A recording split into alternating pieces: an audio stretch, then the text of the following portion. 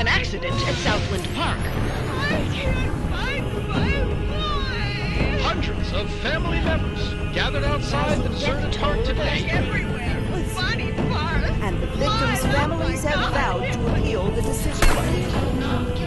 Cleared of all charges. Perhaps the most influential series of all tactical espionage games has returned. The fourth installment, Hitman Blood Money, provides enough to satisfy fans all over again, but its trial and error style of gameplay is still a turnoff to almost everyone else.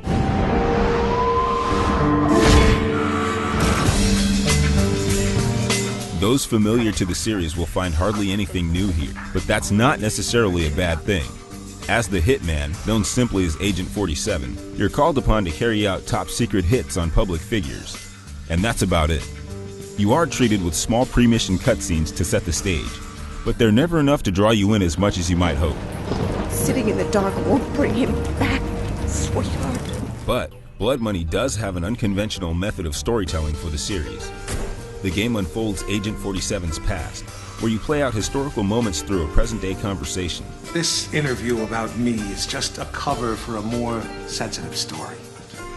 By the end of the game, you'll know exactly why you're considered the world's deadliest assassin.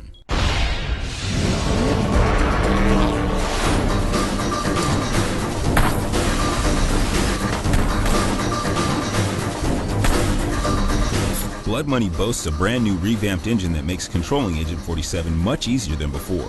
Slow and clunky drop-down menus have been replaced with seamless pop-up button commands. Even better, it looks like 47 took some notes off Sam Fisher. He can now jump from walls, scale drain pipes, hide in closets, disarm foes at gunpoint, and even turn innocent people into human shields. I don't want to die, man.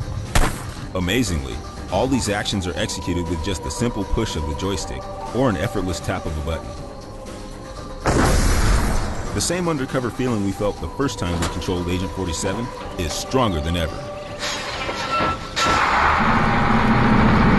While previous Hitmans neither penalized nor rewarded you with how you completed your objectives, Blood Money does both. If you're a gamer with patience, you'll love this. If not, you may be out of luck. Upon finishing missions, your monetary reward depends on how well you carried out your assassinations. Leave a sloppy scene with dozens dead and several witnesses, and your reward shrinks while your public awareness, brilliantly depicted by a daily newspaper, rises for future missions. In other words, normal civilians will be able to spot you more easily if you're not careful. What do you think you're doing? On the other hand, play it professional and clean, and you'll be a rich man where you can spend your money on important things, like upgrading weapons to add greater precision and silence. Unfortunately, what this means for Rambo fans is that the guns a-blazing technique isn't exactly condoned, which might be exactly why impatient gamers will find Blood Money frustrating. Just like every other Hitman game, Blood Money requires a lot of trial and error. Oftentimes, you may know precisely what to do, but figuring out how to do it and learning how the computer reacts to hundreds of different variables can turn your brain into mush.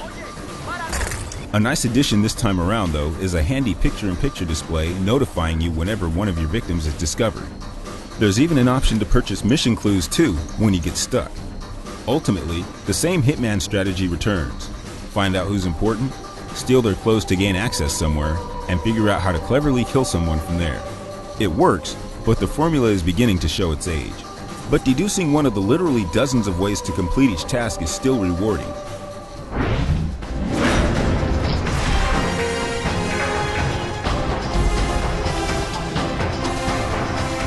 The only thing better than cleverly murdering a target is getting totally immersed in the extremely realistic settings, over a dozen in all.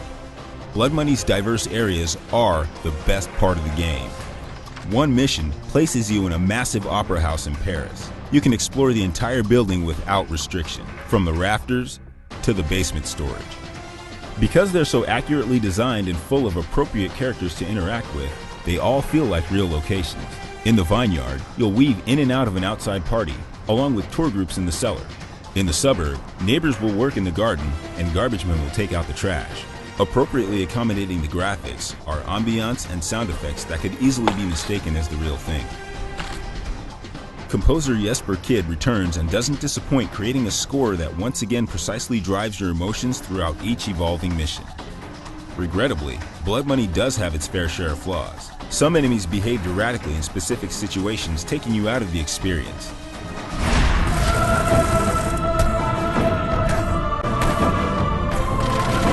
If you never liked Hitman to begin with, you won't find enjoyment in Blood Money. Likewise, fans of the series will fall in love all over again. New additions, like the mission reward and notoriety system, give the game a better sense of purpose, but impatient ballistic gamers may feel left out.